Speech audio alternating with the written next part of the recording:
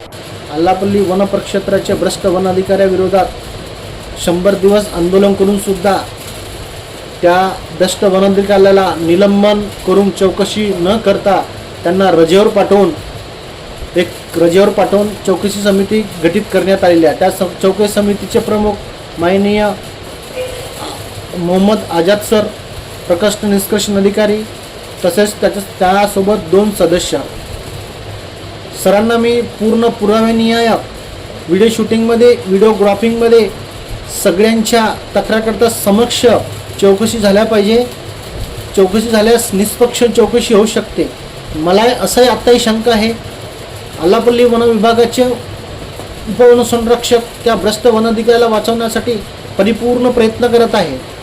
परिपूर्ण प्रयत्न करून सुद्धा त्यांना सफल होण्यासाठी शक्यच नाही, कारण का माझ्याकडे असलेले पुरावे 100% बोगस मजुरांचे आहे, निकृष्ट दर्जाचे कामाचे पुरावे आहे।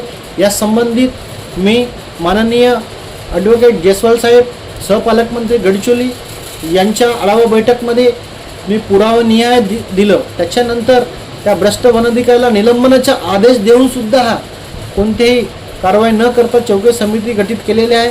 असो त्या चौकशी समितीला माझी परिपूर्ण सहकार्य राहील। चुकीच्या पद्धतीने अगर चौकशी करून त्या भ्रष्ट वन अधिकाऱ्याला वाचवण्याचा पुन्हा प्रयत्न करत असेल तर मी पुन्हा माझं चालू असलेले आंदोलन पूर्ण तीव्र करण्यात येईल।